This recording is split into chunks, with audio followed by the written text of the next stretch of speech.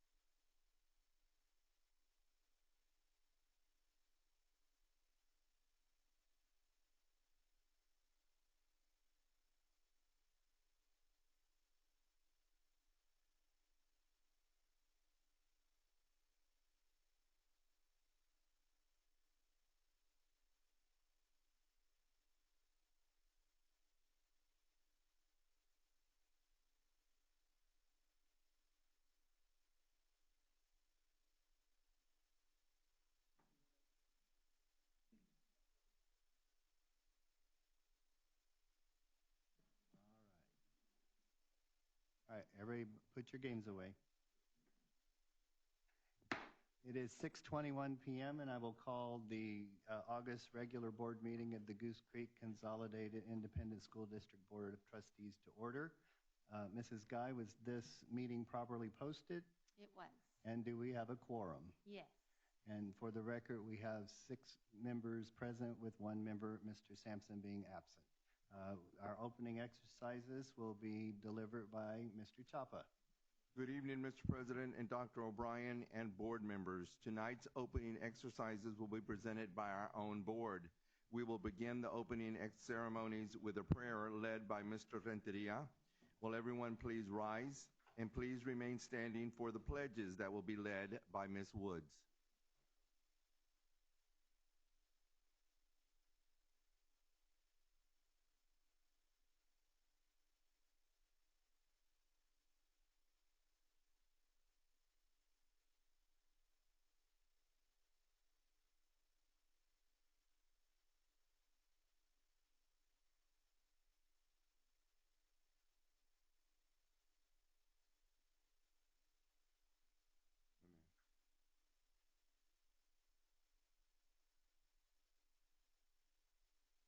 To the flag of the United States of America and to the republic for which it stands, one nation, under God, indivisible, with liberty and justice for all. Honor the Texas flag. I pledge allegiance to thee, Texas, one state under God, one and indivisible.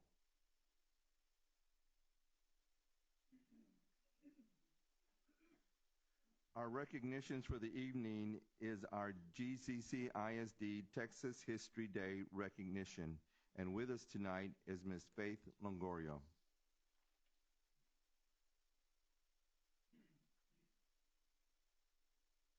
Good evening, board members. Thank you so much for the opportunity. The students that were presenting tonight competed at both the Texas History Day in April and some of them also competed at National History Day in Washington, D.C. back in June. So we're going to recognize them this evening. There are quite a few students who competed. We did have 39 students in Goose Creek who were qualified and were able to compete. Unfortunately, not everyone was able to make it, so we're just going to recognize those who were able to attend this evening.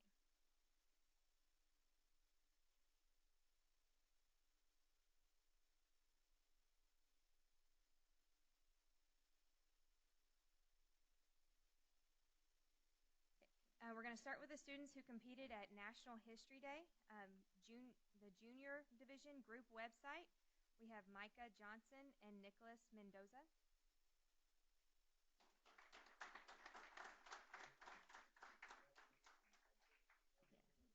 Their project title was Space Communication, Mission Control, and the Apollo Program. They attend Gentry Junior School, and their sponsor was Tara Fountain.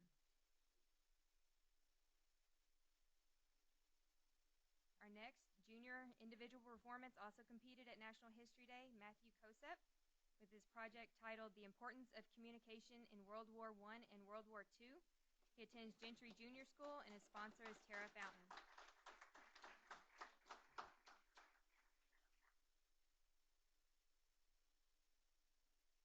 Senior group documentary, Adam Kinder and Brandon Rupp. Project title, Exposing the Lie, James Baldwin's Communication of the American Truth. Brandon Rupp is here tonight. He just graduated Goose Creek Memorial High School, and his sponsor was Stephanie Schroll. The next category, we have students who won at National History Day. Third place in junior individual performance, we have Anushka Shukla, whose project was The Union Makes Us Strong, Workers Communicating Their Demands. She attends Gentry Junior School, and her teacher is Sarah Capistani. Third place, senior individual exhibit, Rebecca Curry. She's from Impact Early College High School. Her sponsor is Elijah Milanovic, and her project was 1, 2, 3, 4, We Want the 504.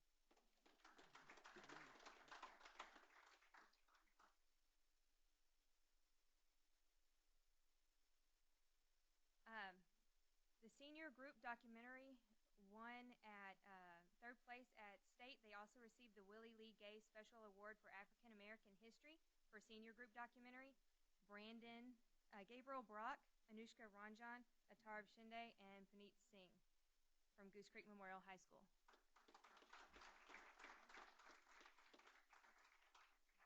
And their sponsor was Distortia Levan.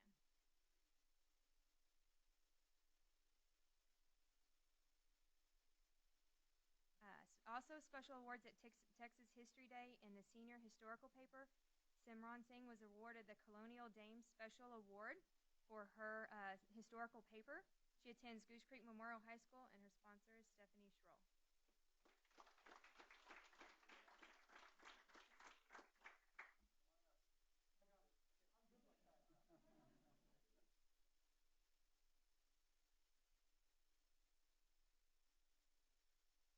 Okay, students who also competed at Texas History Day, group website was Melanie Villanueva and Simara Barona. Project entitled Slave Communication in Colombia. They attend Sterling High School, and their sponsor is Ashley Finnerty.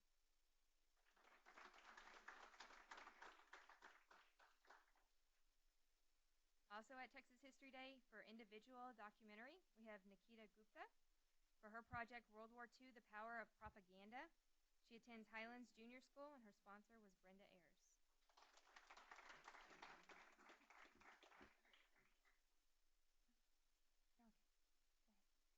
Okay. Junior group documentary. You have Ava Jacobson, Riley Bloom, and Addie Ordnales. Go ahead, ladies. Project Communication Through the Internet. They attend Highlands Junior School, and their sponsor was Ruben Rivas.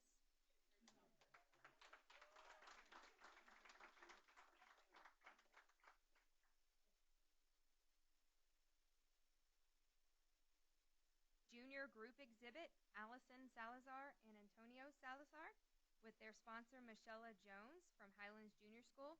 Their project was titled Carrier Pigeons Throughout Time.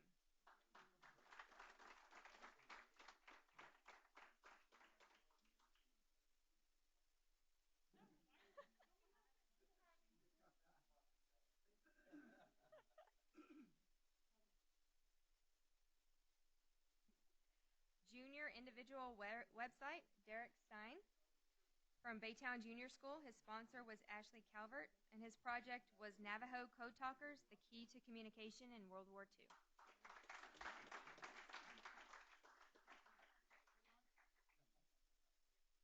Junior historical paper, Freddie De La Rosa from Cedar Bayou Junior School. His sponsor was Mary McNeil, and his project was Samuel F.B. Morse, the inventor who started communicating technology.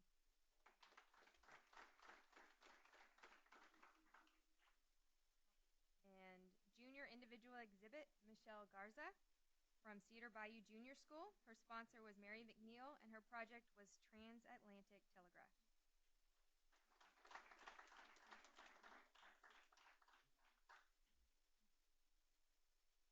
These guys did an awesome job.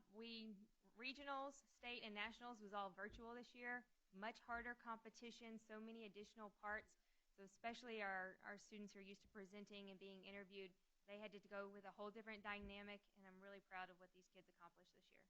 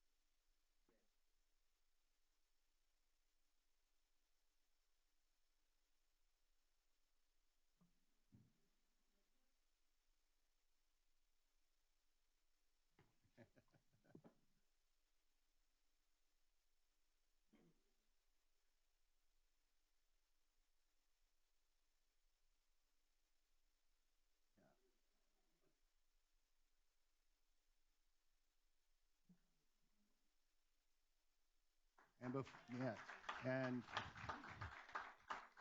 before everybody takes off, let's ask the parents and grandparents and families of these kids to stand and be recognized.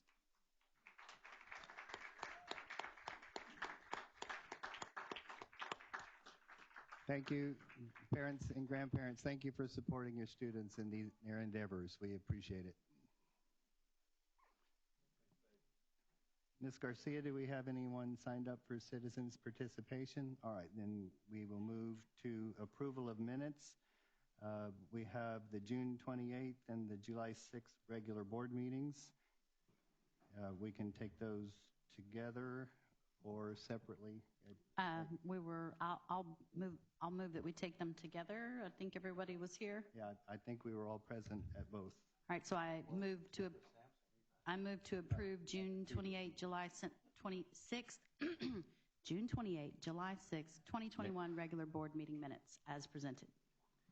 I'll second.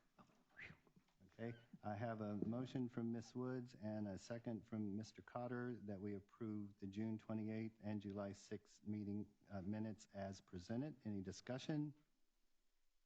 All in favor, please raise your hand. And seeing 6, 4, and 1 absent, the motion will pass. Superintendent's reports. Dr. O'Brien. Yes, this evening I would invite up our Executive Director of Strategic Planning and Innovation to present this evening with his team on Safe Return to School update. I believe Ms. Leith will be joining him. Anyone else? Okay.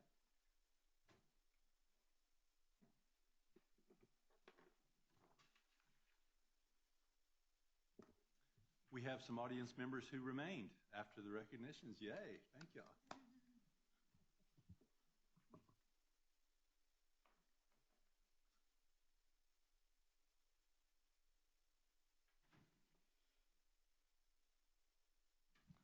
Okay, good evening, Board of Trustees, Dr. O'Brien. We're here to present our Safe Return to School COVID update plan for the school year. We all know that this has been somewhat of a challenge as far as moving parts over the summer. There's been several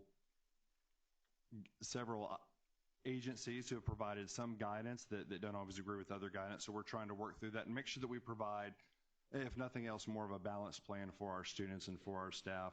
We know that last year during COVID that there was an impact on students. There was a social emotional component that was missing. And so our goal is to, and I think most agencies agree, to get students back completely in person, making sure that there's some human connection, bring some things back for normalcy's sake, but also at the same time providing safety guidelines in place. So we've tried to balance that. So as we present this plan, I think it's also important to note that there are moving parts, and so we know that we may get recommendations and changes along the way. So this plan is definitely fluid. We know that parts of this plan may need to be expanded depending on the active cases and the death rate and some of the numbers that we're looking at. And this plan may also need to be and hopefully eliminated in the near future based off of what's happening. So we expect to make several changes between now and the start of school. So I think that's important to note. We will be actively monitoring the active COVID cases as well as everything else that we're looking at to make sure that we're doing what's best for our community. So I'm here with Christy Leith and also Stephanie Myers, and we're going to tag team this presentation and share with you what our recommendations are, and then we would appreciate any feedback that you have for us so that we can make the adjustments we need to make to ensure that we have a plan that's effective for all. So I'm going to start with Christy Lee. She's going to talk a little bit about the background and how we started this plan over a year ago. Okay, good evening. I'll take you through the background, as Matt said. It's just basically a few reminders for all of us as to where we've been. All right, so last year, as you know, we had a district-wide task force that developed a comprehensive safe return to school plan during the summertime, and it was all based on TEA guidance and health authority recommendations. That whole plan was monitored and adjusted all throughout the school year based upon guidance that came out from TEA and things that were occurring and changing as we went through the school year. On May 17th, as you'll remember, the Board of Trustees approved transition items regarding masks, desk shields, visitors, and general operations.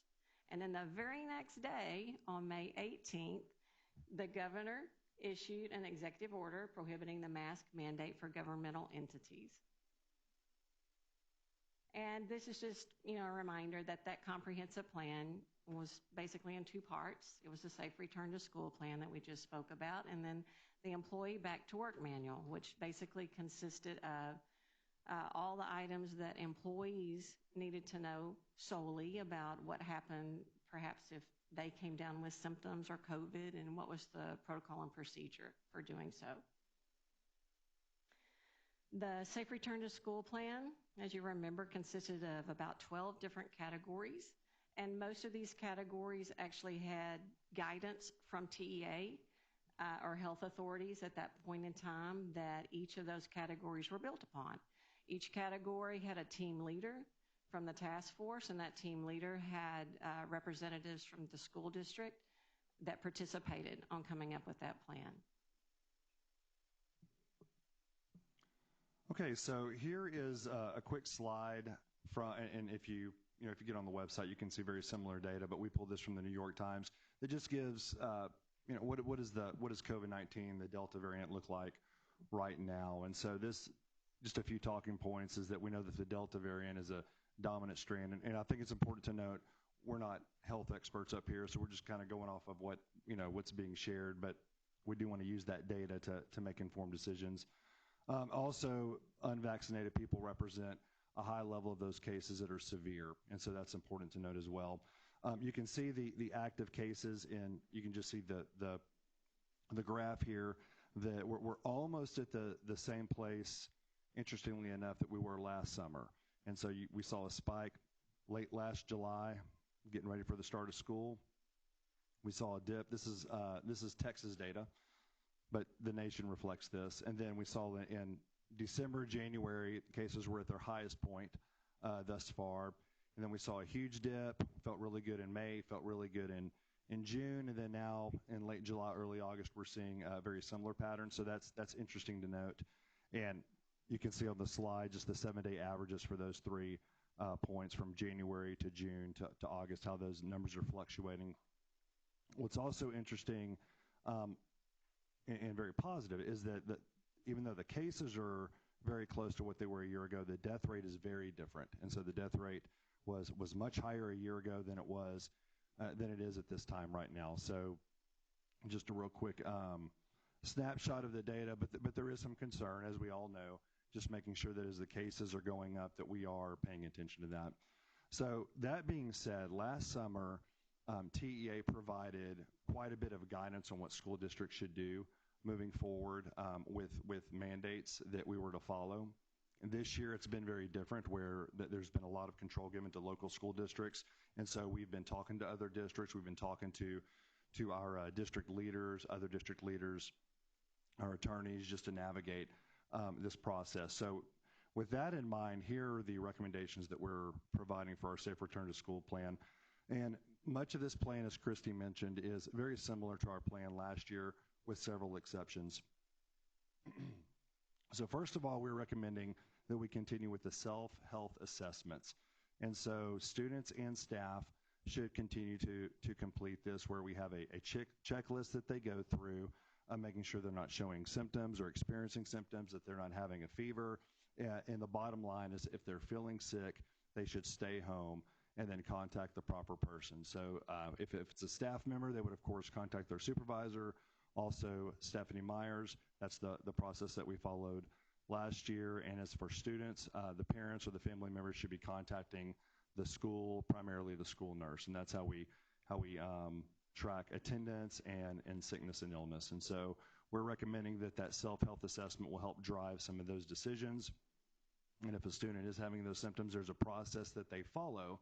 If they're fever-free for over 24 hours, if they're not showing symptoms, then there's an opportunity where they can return back to school. The second recommendation deals with positive testing and how we report that data. And so this year, very similar to last year, we would like to continue with the COVID dashboard. We felt like the dashboard gives a day-by-day count for not only the district but also for the campus. So if I'm a parent or a family member or staff member and I want to know how many active cases have been reported, of course that's how many have been reported, then I can go to the dashboard to get that data. And so we're recommending that being our primary communication device. Last year we sent, and it was a requirement to send emails every time there was a positive case, send some form of communication. Our recommendation this year is to use the COVID dashboard as the communication tool so that any individual who's interested can go to the COVID dashboard and get that number. Also, we tend to follow the same response levels. And so if we don't have any positive case reported, that campus would be at a green level. If there's one or more cases, that campus would be at a yellow. If we're getting close to 10% of that campus population with active cases, then we would have that conversation if we need to close that facility for a day or two for deep cleaning. And so last year we did not get close to that percentage. We're hoping that will be the case this year as well.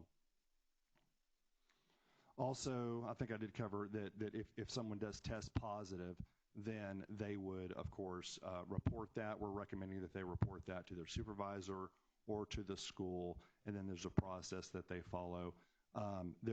Because of several executive orders, we are giving considerations. And so if an individual, for example, if I've been in close contact with someone that's had COVID, then they should consider whether or not they need to quarantine. They should consider whether or not they should wear a mask during that time. They should consider if they should get tested. And so in the document that we provided, that gives a little bit more verbiage on those considerations. Okay, Stephanie's going to talk to us about the last three recommendations. All right, good afternoon. So on item number 3, as part of the recommendations, it follows along with the executive order from the governor, face mask or face coverings being optional for the next school year, and then also desk shields will be optional. Desk shields will be available at each campus and at the recommendation or the request of the parent, and also for students and employees, or employees and teachers if they want them at their desk. For visitors, we're going to continue some of the same protocols that we had last year. The visitors will be allowed on campus for appointments, also for emergencies. After passing the COVID assessment screening questionnaire for our parents and family members, they will be permitted to walk their children to class on the first day of school.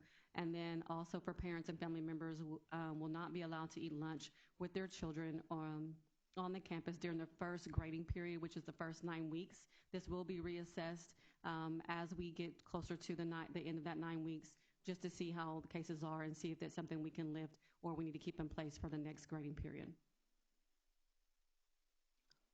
And then on the safe return to school recommendations, option number 5, or for safety precautions, there are some other measures that we have in place at the campuses, which is going to be the hand sanitizer in the classrooms, the cleaning the supplies provided in the classroom, also sanitizing high-touch areas throughout the day, sanitizing and deep cleaning classrooms if there's been known COVID exposure. So we'll continue with that same process from last year.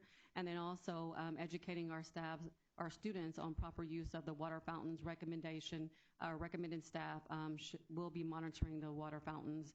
And then for the buses, we'll also be sanitizing in between shifts. Thank you. Any questions?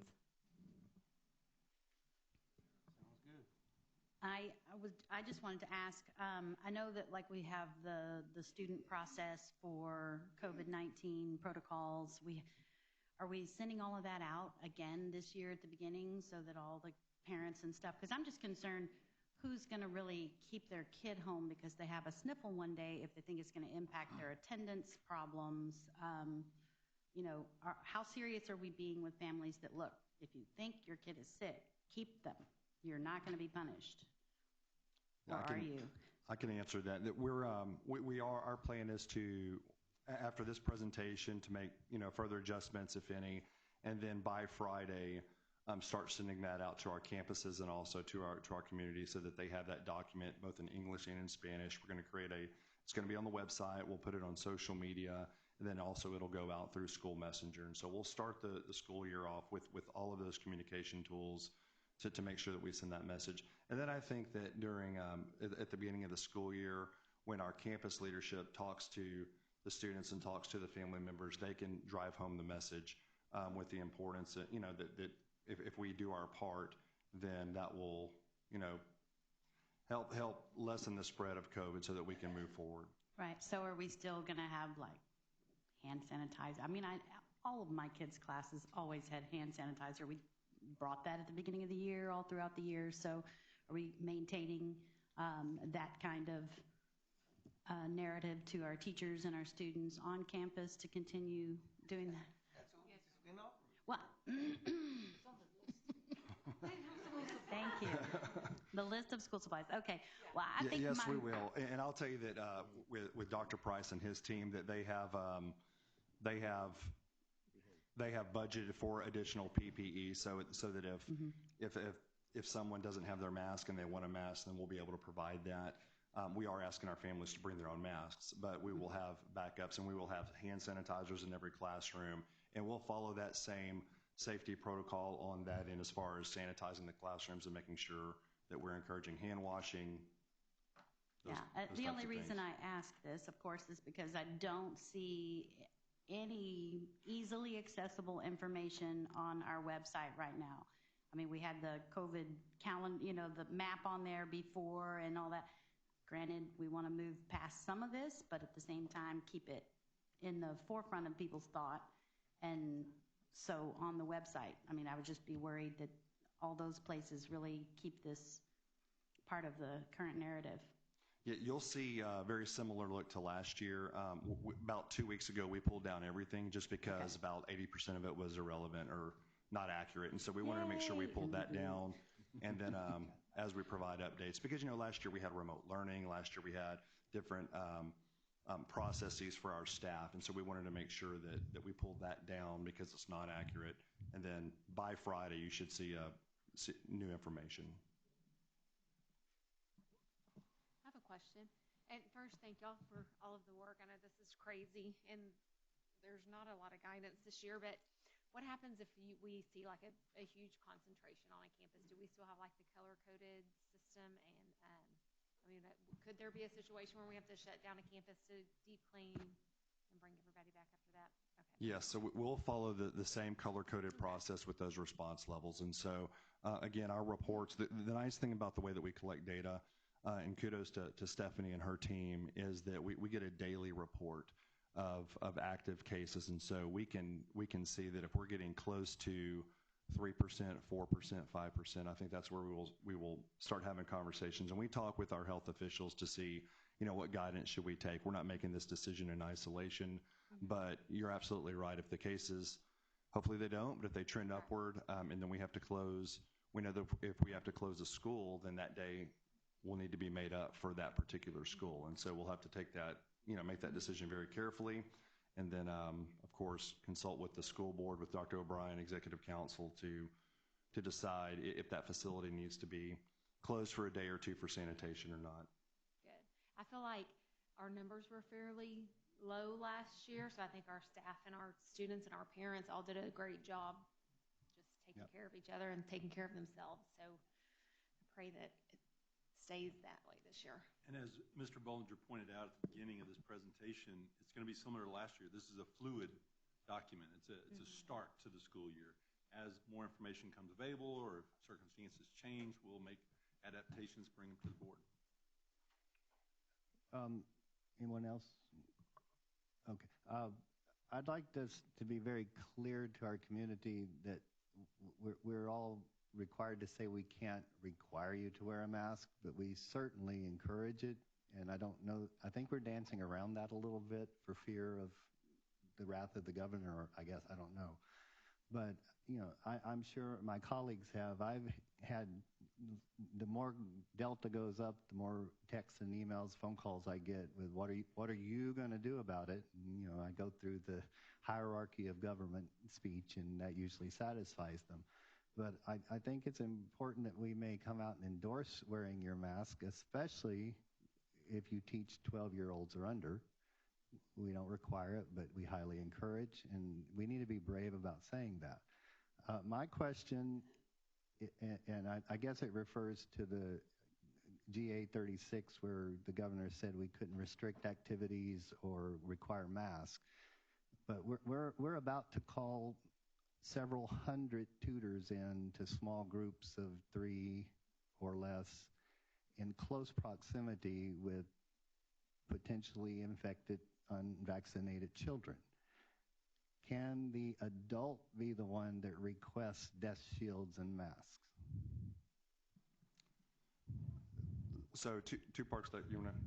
Did that make sense? We've put it all on the parents and the students and the teacher's responsibility to protect themselves. But if I'm working in close proximity with 3 kids, can I request as the adult that we all be at least shielded? So we've had a lot of conversation on both of those items, and so on the mask terminology, the way that we worded it on the document currently is that masks are optional, and then the next sentence goes on to explain what the CDC recommends. Right. And then the sentence after that goes on to explain the executive order from Governor Abbott. Right. So I don't want to say we're dancing around it, but we just wanted to put out, we want to make sure that we're neutral in the process. CDC and all health authorities are recommending wear a mask, and so we have that verbiage in there. Right. So that's why we use the word optional followed by several clauses. But is there anything in the governor's order that would determine that at least the little 3-sided shield around 3 children and a teacher was either A, masking, or B, restrictive? So in the classroom, the concern that we had was we didn't want to send mixed messages. So we didn't want to say that it's optional on one hand, but then a teacher can override that option on the other hand. So that's the conversations we've had with our council, is making sure that we are consistent in the messaging.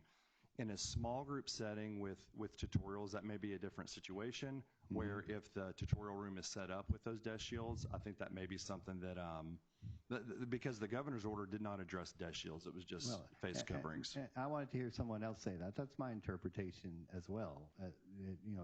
I don't see that as restrictive or masking, but want to know what someone else thought. But like you guys, I'm trying to recruit tutors with you, and that's been a point-blank question more than once, is what can I request to protect myself? Yeah, and one thing that the tutor can definitely do is, yeah, they can wear their mask and they can have their death shield up, and there's some barrier of protection there. Okay. All right. Thank you. And I'll piggyback on Ms. Guy. Thanks to you and your committee and all you guys, because this is one of those thankless things we do that has to be done and visited almost every day. We appreciate it. Thank you.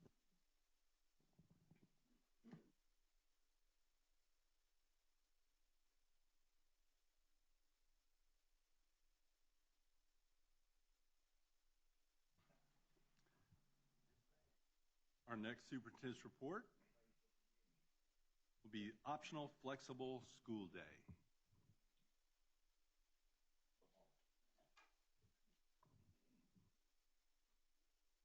How did y'all get tagged with this one? Dr. Conklin is up to bat. We're done. Smart boy. Ms. Verdun and Ms. Reyes, thank y'all for being here.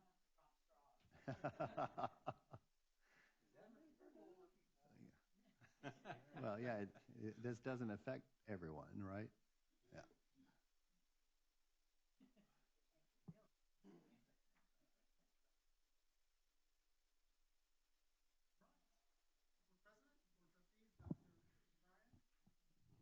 You press the button.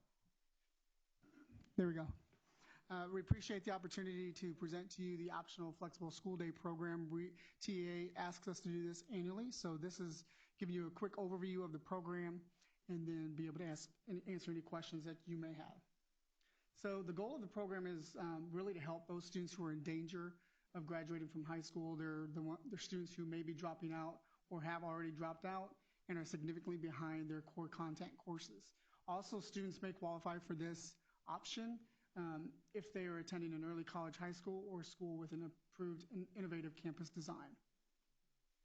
It's designed to include support for students who may have to seek employment to support their families at home, students who must provide childcare during traditional school hours, students who have a documented history of being unable to succeed in a traditional high school are also students that we could target, and students who have already dropped out and wish to return to recover some of those credits and get a degree. Students participating in the optional flexible school day program may attend on a fixed or flexible schedule. It does not require them to attend that traditional 185 days a week requirement. So some possible arrangements may be weekend or night classes. It may be an extended day. It could be classes offered throughout the year, flexible schedules, and of course, credit recovery classes. The traditional attendance rule requiring students to receive instruction for a minimum of 4 hours per day. Full-time funding does not apply to students who are under the optional flexible school day program. It is based on total eligible minutes of instructional contact time. And a student must receive instruction at least 45 minutes on a given day for that contact time to count. To participate, we must submit an annual application notifying the TEA that we plan to participate in this program. And in that plan, we have to have how we're going to execute the plan, what our staffing plans may look like, what our schedules at each of the locations look like, and then we have to account for how we're going to have student attendance recorded for those contact 45 minutes. And I'm definitely not going to get the trophy. See, now I want to be asked to present more often. But you know we're going to have questions. Absolutely, we're ready. Count toward your time. And isn't that right, Mr. Foxworth? Okay, you may go first. I really have no questions, but for the benefit of our new colleagues, the first time I heard this, I was going, what are we doing? And I failed to understand that this is specific to Peter Highland Impact and Stewart Career Center. This doesn't affect our entire district, but it allows us to do programs that we already do so well. And do we have to do this every year? Yeah, annually. This is one of those, yeah, you have to apply every year. So any questions? I worked there. I worked there with Ms. Verdun. I was going to say you did. We need to find another way to stall because the next item on the agenda is Mr. O'Brien or Dr. O'Brien. And so anything y'all want to add? I was going to say, so this little project or this program right here is something that we really focus on when we go do the walkout program, the recover. When is that? Or did y'all already do that? We're actually working on that right now because of the COVID restrictions. Mm-hmm. Kim Bernard Fox is working together with the team with Araceli to start doing as much as we can internally. To reach out internally instead of the weekend deal or whatever you, but this is a program that those kids really would benefit from. Absolutely. Okay. Would you say you think your enrollment will increase because of last year's COVID, of having students having more to recover of credits? We actually had that meeting today. I'm letting him steal in his thunder, but he wasn't in there. I wasn't, no. So we're hoping that we would have about 150 is what we discussed today, spots that we would have to try to recover some of those students.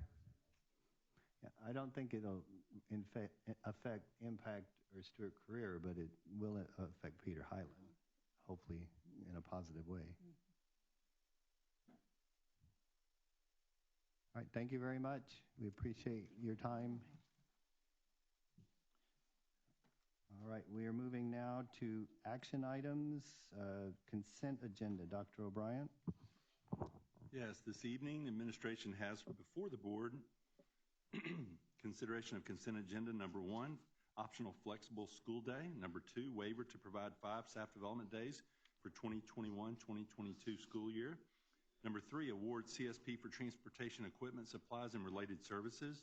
Number 4, third extension of CSP for janitorial and maintenance services for GCCISD Central Admin Building. Number 5, award RFP for solid waste management services. Number 6, award RFP for plumbing contractor services on an indefinite quantity, indefinite delivery, IDIQ basis. Number 7, final option extension of RFP for fire extinguisher and kitchen system inspections. Number 8, final option extension of RFP for specialized services for special education students with mental health and or behavioral disabilities. Number 9, cooperative management fees as required by House Bill HB 273. Number 10, board policy CKB local safety program, risk management, accident prevention, and reports. Number 11, endorsement of representatives for Texas Association of School Boards, TASB Board of Directors, Region 4, positions A, B, and C. Number 12, appointment of delegate and alternate to Texas Association of School Boards, TASB Delegate Assembly. And number 13, tax refunds. Administration would recommend the board approve these consent agenda items. Thank you. Does anyone have any questions or would like to pull a specific item? Hearing none, I would seek a motion to approve the consent agenda as presented. I'll move to approve. I have a motion from Mrs. Guy and a second from Mr. Renteria that we approve action items 7A, 1 through 13 as presented. Any further discussion? All in favor, please raise your hand. Seeing 6-4 with one absent, the motion will pass. Future board agenda items, trainings, and meetings. If you could all please take out your calendar. Our regular meeting is scheduled for Labor Day, which is Monday, September 6th, and we historically reschedule that meeting for another day. Did we already do that and I didn't write it down? And it's already been done for the 13th and I didn't write it down, so good for us. Other trainings, agenda items, or meetings? We do have one other adjustment to the calendar potentially. Okay. The month of October. We're slated to have 2 meetings that month, and one meeting is on the week that we are on fall break. Yeah, that's the fall break. The idea was to, rather than reschedule that, cancel it and have one meeting in the month of October unless there is a need. I believe so. Yeah. My recommendation would be to cancel the 4th and keep the 18th unless something would require us to meet as a special meeting before that. So moved. All right, seconded over here. I believe I have a motion from Mrs. Wood and a second from Mrs. Barat-Tim that we cancel the October 4th meeting and leave the October 18th meeting as planned.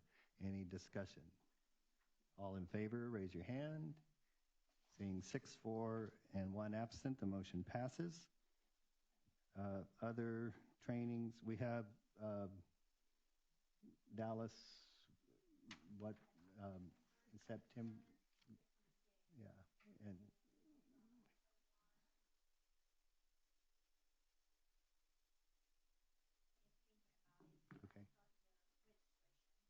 okay.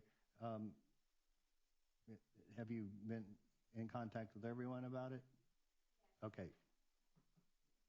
Are we going to get a Team of 8 ribbon? Oh, man. Miss Guy, I was going to buy us shirts so we all matched. Oh, well, can I bribe you with a shirt? No? Okay. I understand. Okay. All right. Thanks. Other items? Can I ask Mr. Bollinger a question? We'll see. So we did move to September the 13th, but I also know that we talked about we have several new committees coming up that we're going to sit on, and the anti-bullying one, there's a meeting date on the 13th. I think that's the first one after the initial one. Is it going to be before 6 o'clock? Okay, sorry. Toss that ball. Sideways, guys. Come on.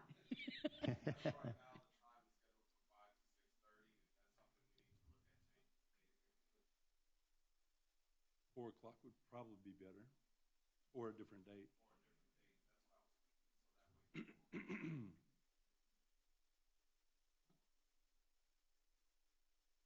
Okay, sorry.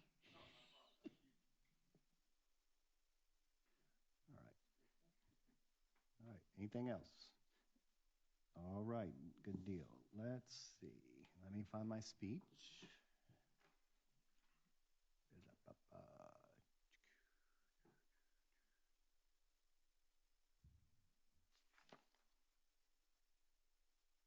Oh, that's way too little.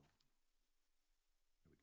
All right, the board will now recess into closed session pursuant to the following sections of the Texas Open Meetings Act, Texas Government Code sections 551.071, 072, 073, 074, 075, 076, 082, 083, 084, and 087. No action will be taken while the board is in closed meeting. And the time is 7:07. Into open session at 7:46 p.m. No decisions were made while the board was in closed session. Consideration of personnel, Dr. O'Brien. Yes, at this time, administration would present to the Board of Trustees for consideration to accept the resignations and retirements as presented and approve the elections as presented as well. So moved. I have a motion from Ms. Woods and a second from Mr. Renteria to accept and approve elections and resignations, retirements. Any discussion? All in favor, please raise your hand.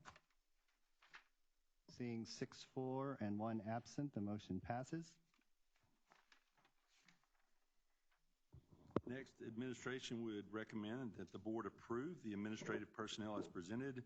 Speech language pathologist assistant, Carrie Klingman. I'll move to approve. Ms. Thames, was that you? Yes, sir. Okay, thank you. I have a motion from Mrs. Guy and a second from Mrs. Barot. Hola. Let's try that again. I have a motion from Mrs. Guy and a second from Mrs. Barat Thames to approve the speech language pathologist assistant. Any discussion? All in favor, please raise your hand. Seeing 6-4 and 1 absent, the motion passes. Administration brings before the board for consideration of administration personnel, educational diagnosticians, Diana Joaquin, Rosbel Garza. I'll move to approve. I'll second the motion. I have a motion from Mrs. Guy and a second from Ms. Woods that we approve the diagnosticians. Any discussion? All in favor, please raise your hand. Seeing 6-4 and 1 absent, the motion passes. Administration recommends for consideration the approval of elementary and secondary counselors, including Angela Batiste at Gentry Junior High, Melissa Fontenot at E.F. Green Junior High, Mallory Linden at Cedar Bayou Junior High, Jennifer Wood at De Zavala Elementary. All counselors recommended to those assigned campuses. I'll move to approve. Second. I have a motion from Mrs. Guy and a second from Mr. Renteria to approve counselors as presented. Any discussion? All in favor, please raise your hand. Seeing 6-4 and 1 absent, the motion passes. Administration recommends to the board for consideration of assistant principal, Katani Fry, Baytown Junior, Tamara Price, Robert E. Lee High School, Donald Lacey, Robert E. Lee High School. I'll move to approve. Second. I have a motion from Mrs. Guy and a second from Mr. Renteria to approve assistant principals as presented. Any discussion? All in favor, please raise your hand. Seeing 6-4 and 1 absent, the motion passes. And the final recommendation by administration is to approve the behavior management interventionist, Cassandra Banks. Make a motion to approve. I'll second. I have a motion from Mr. Cotter and a second from Mrs. Guy to approve the behavior management interventionist as presented. Any discussion? All in favor, please raise your hand. Seeing 6-4 and 1 absent, the motion passes. I believe that's the end of personnel. That concludes our recommendations to the board. Great. All right. The board will now recess into closed meeting Under the following section of the Texas Open Meeting Act, Texas Government Code, Section 551.074, no action will be taken during closed session. The time is, yes, sir. I am indeed. Thank you, sir. And we're going to include 551.071 also. That's why we have legal counsel. The time is now 7:51. All right. The time is 8:53 p.m. No action was taken on the superintendent's contract while the board was in closed session. We are going to revisit agenda item 7B, future board agenda meetings. And I would entertain a motion that we set a special meeting for the purpose of the superintendent's evaluation and contract negotiations for August 17th at 6 p.m. So moved. Second. I have a motion from Mrs. Woods and a host of seconds. Ms. Garcia, take your choice. And any discussion on that? All in favor, please raise your hand. And seeing 6-4 and 1 absent, the motion passes. So we will have a special meeting on August 17th. That's a Tuesday at 6 p.m. Now I would entertain a motion to adjourn. So moved. I have a motion from Ms. Wood and a second from Mrs. Barrett-Timms that we adjourn. All in favor, please leave. At 8:54 p.m. And keep a prayer out for Mr. Sampson as he's ill. Yes.